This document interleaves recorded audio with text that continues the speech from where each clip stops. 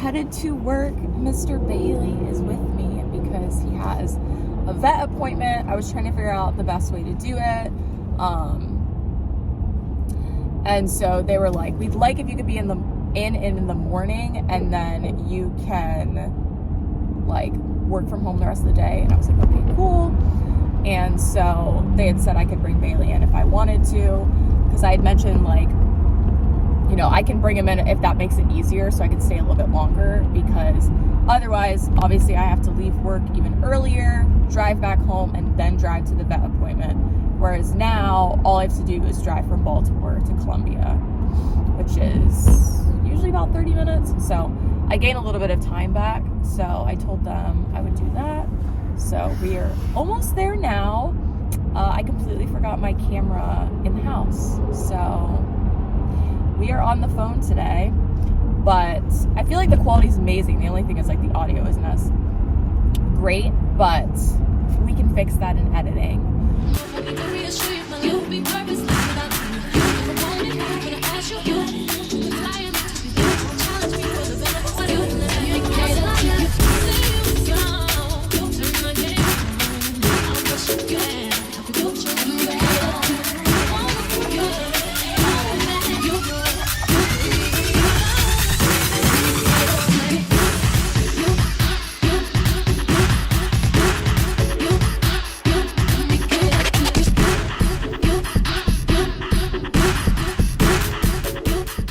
Came with Natalie. She wants to get coffee and lunch.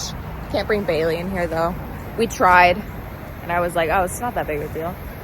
I just wasn't sure because there aren't any signs. So we're outside. We're just gonna loop around to the other side and meet up with her so she can just grab her stuff.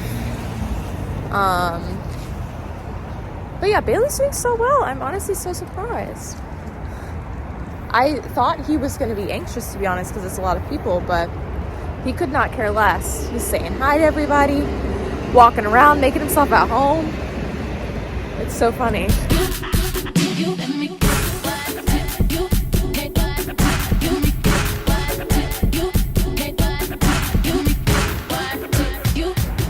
We found the sign that says no pets inside. It's on the other side. They gotta put it everywhere because I'd be out here making assumptions. But it's a little bit warmer than it was earlier. It was so cold before.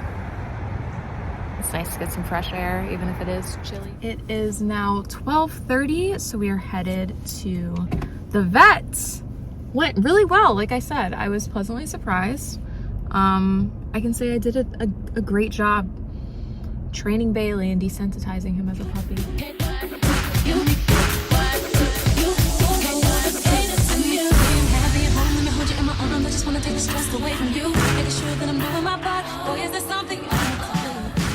We just got to the vet. So we're doing this one in Columbia. I'll let you guys know if it's good, if it's expensive or not. It's not gonna be his vet because this is nowhere near me, but this is what we could find. So hopefully it's good. We used to use tongue depressors, but we learned that some dogs wouldn't give them back. I've never been inside of a vet with him since I got him in 2020. I was just eating some peanut butter. She'll see how this goes. So that was super easy, and it's not expensive. So the exam fee is $62, which is one of the lowest exam fees I've ever seen. And then it was like $50 for the test, rounding up, and then $50 for the heart guard. So I have him on this heart guard medicine, and then I also have him on one of the topical flea and tick treatments. So they were saying that they actually recommend a Lyme disease vaccine and then also something stronger. They always want the dogs on NexGard and it is so expensive. So might end up switching him back to NexGard. They also said that they had something else that does everything together. So might do that. I can't remember what it was called. It started with an S or something like that. And obviously money is not an issue. It's just like when you see how expensive some stuff is, you're like, oh my God, do they really need this? Because in Atlanta, they were like, he absolutely does not need to be on something that's heavily for ticks just because of the environment, whereas in Maryland, like, ticks are more present, Lyme disease is more present, and so it kind of just depends on where you are. So we'll see, but I said I would start with the heart guard, and then if I decide I want to like combine everything together, then I'll come back and get that instead, because they said that even if it's opened, like I've already used one, since they're in like individual slots pretty much, they will just credit me back for what I haven't used. I was like, oh my god, okay. So now we're gonna head to Grandma's house because I have a meeting in 30 minutes via Zoom, and I'm not gonna get back home in time. So we're gonna go hang out with her, and I really need gas, and the struggle is real because gas is more expensive in Colombia than, I swear, literally anywhere else in Maryland.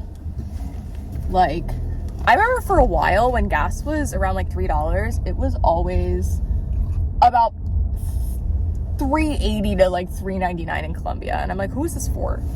Who is getting this gas? So there's a Shell station right here.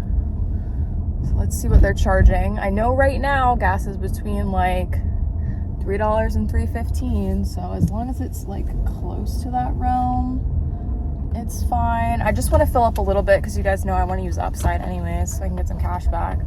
But I am on empty. I'm actually below empty now. We're like 10 miles under empty. So let's see. $3.35. That's really bad. That is really bad. But we're just putting a little bit, just enough to get to Grandma's house and to get home. By the way, they're saying that the skimming has gotten out of control, so I recommend using a credit card at the gas stations. Let's see, this person got 10 gallons for $36. I guess that's not that bad.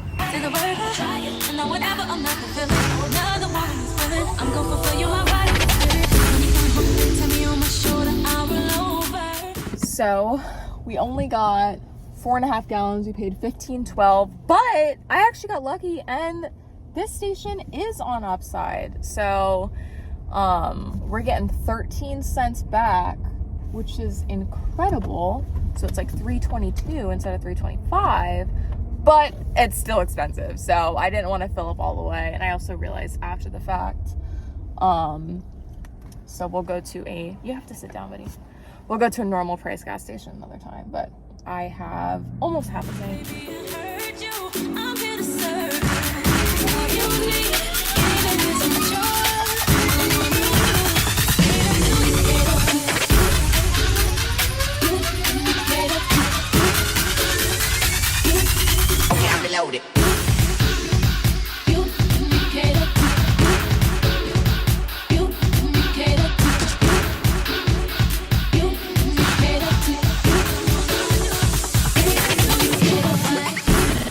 So I just finished the meeting. Essentially, a brand was reaching out saying that they want to give some collab money, just give money for marketing for the brand for Halberd. So we were kind of just talking about that, seeing what they had in mind and all that jazz. So I didn't really say anything. We were kind of just introducing ourselves and letting them talk because they were the ones wanting to do the like collaboration essentially.